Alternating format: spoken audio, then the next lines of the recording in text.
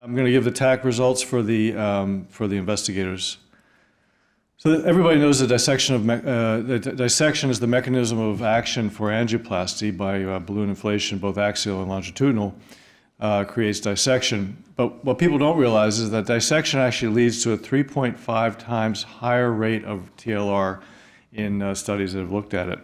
Current tools for dissection are really just stents, and as you've seen before, there's hesitation in putting stents in because of some of the limitations.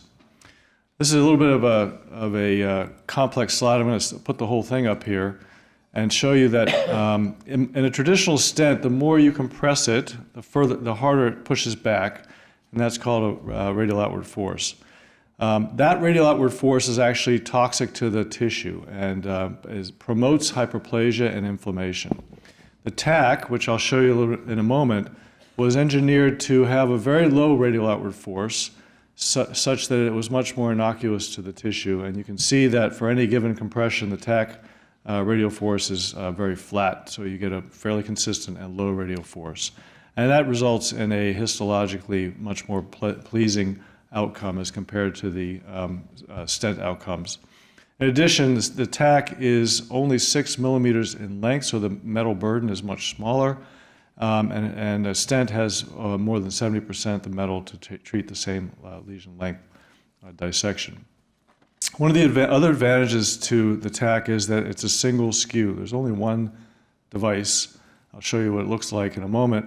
And its size range is quite large because the outward force is so flat, as opposed to stents where your shelves are full of stent boxes.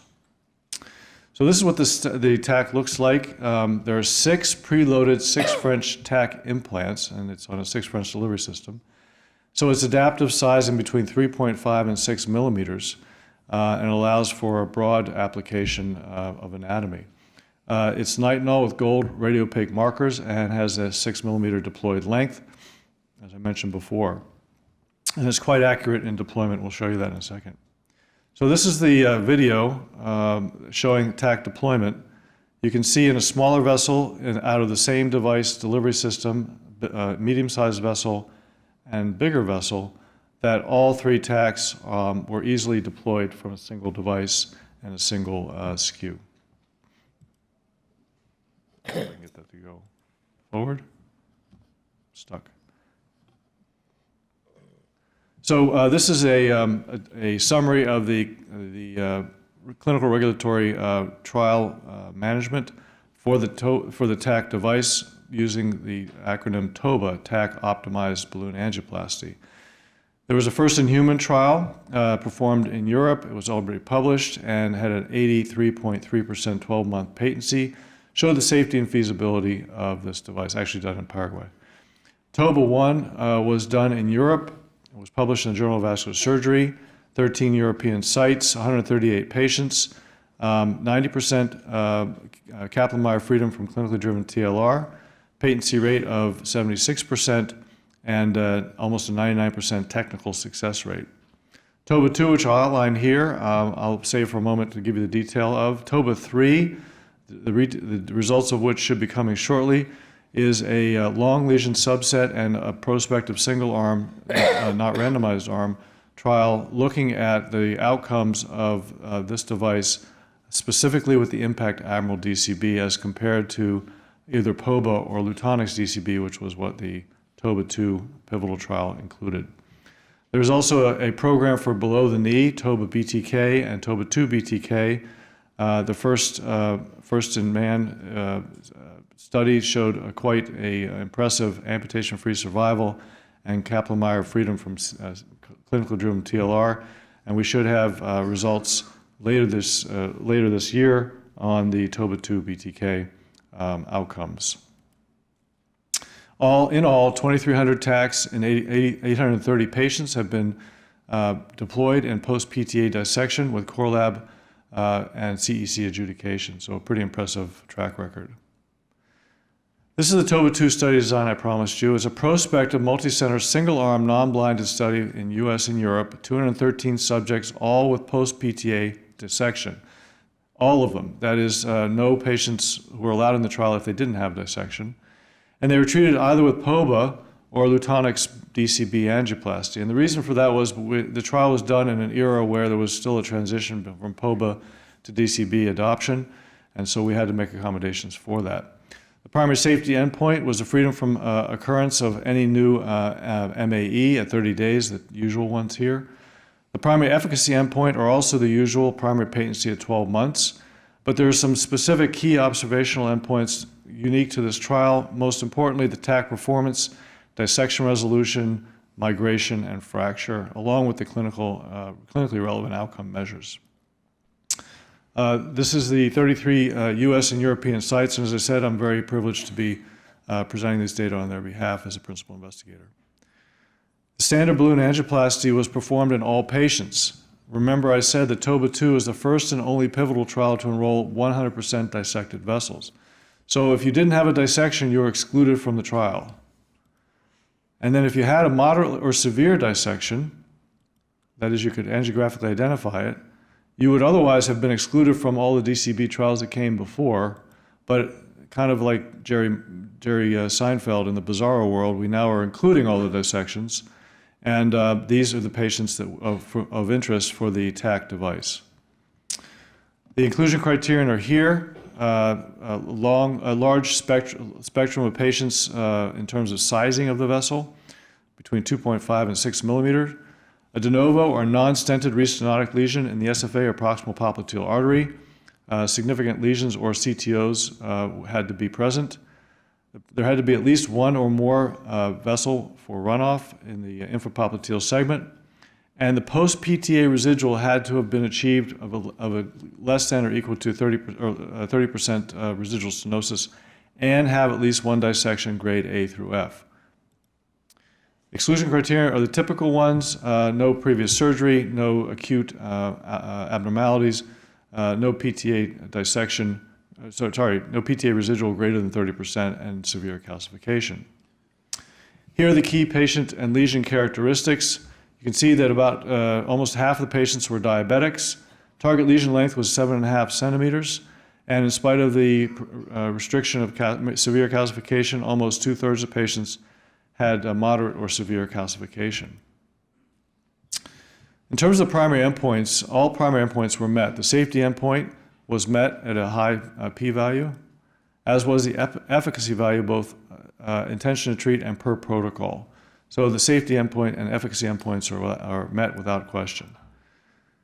Here are the Kaplan-Meier estimates for core lab adjudicated for the primary outcomes of primary patency and freedom from clinically driven TLR. You can see the primary patency of 80% and freedom from clinically driven TLR of almost 87% in the 100% vessel dissection population, with almost 2/3 patients moderately severe calcium. When the angiographic core lab looked at the actual angiography and dissections that were included, the total number of dissections was 369, with about 2 dissections per patient. A mean dissection length per dissection was about 2 centimeters. If we look at the patient grade dissections, there were more than 2/3 of patients had a moderate or severe dissection before and using the TAC deployment. After the TAC was deployed, over 92% of patient dissections were completely resolved. That is, they could no longer be identified on angiography. You can see here a dissected vessel. This is from Marianne Brodman's lab, and after a couple of TACs placed here and here, you can see that the vessel looks quite good. And parenthetically, I would say that the case that was done out of Leipzig that Dirk suggested would have been a great case for a TAC as opposed to a longer stent. TAC stability and durability was also analyzed. In this trial of 231 patients, there were 871 TACs deployed for roughly 4 TACs per patient. The bailout stent rate was less than was 0.5%. So the TAC was incredibly effective at managing the dissection, such that bailout stenting was rare. Freedom from TAC fracture was 100%. There were no fractures identified. And there was a total of 1 migration. The TAC moved 2.6 millimeters per the core lab on a 12-month X-ray. So 99.9% of TACs stayed still. If we look at the clinical improvements, it was appropriate and to this population. The baseline Rutherford classification was 3 on average, and came to 0 or 1 afterwards, and was maintained at 12 months. The ABI, Walking Improvement Questionnaire, and Peripheral Arterial Questionnaire were all improved compared to baseline and sustained at 12 months in this population treated with the TAC. The patency outcomes are interesting.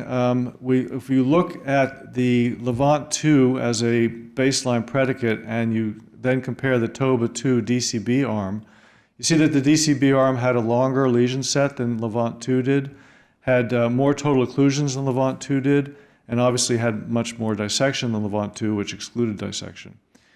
But what you see here is that the patency, in spite of having a much more complex lesion set, was the same as Levant 2, suggesting the TAC's efficacy in this population. If we look at the POBA arm, or the POBA group in TAC, and compare it to the Levant 2 POBA arm, we see that the lesion lengths were roughly the same between Levant and TOBA. The total occlusions were somewhat higher in the Levant group, but the dissections were countered that in the TOBA-POBA group.